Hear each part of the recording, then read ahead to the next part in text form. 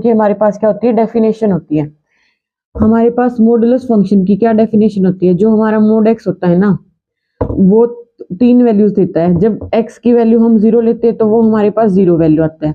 जब हम x की वैल्यू लेस देन 0 लेते हैं, यानी कि 0 से छोटी कोई भी वैल्यू लेते हैं, -1 -2 -3, तो हमारे पास क्या आंसर आता है, माइनस का x। और जब हम x की वैल्यू ग्रेटर देन 0 लेते हैं तो हमारे पास क्या वैल्यू आती है, x। ठीक है, कहने का मतलब यही है कि जब हम क्या करेंगे, -1 -2 -3, तो वो मॉडुलस वाले फंक्शन है वो कैसे खुलेगा, -x की फॉर्म में। और x है जब ग्रेटर देन 0 लेते हैं तो वो x बन जाता है। और जब x इज इक्वल टू 0 लेते हैं तो क्या होता है, आंसर हमारा 0 आता है। इस पे तो कोई डाउट है ही नहीं, x की वैल्यू 0 ली, डायरेक्ट मॉडुलस 0 हो गया। अब मैं यहाँ से बताती हूँ, जब हमारी x की वैल्यू क्या ले ली हमने, कोई भी लेस देन 0, यानी कि जब मैंने ले लिया x की वैल्यू ले ली -1, ओके, तो हमारा आंसर क्या आएगा, माइनस का x मतलब माइनस का -1।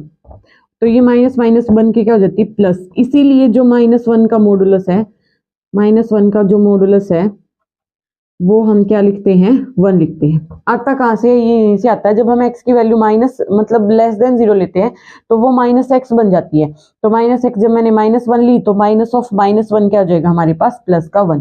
ऐसे ही जब मैं -2 लेंगे या कोई भी वैल्यू ले सकते हो अब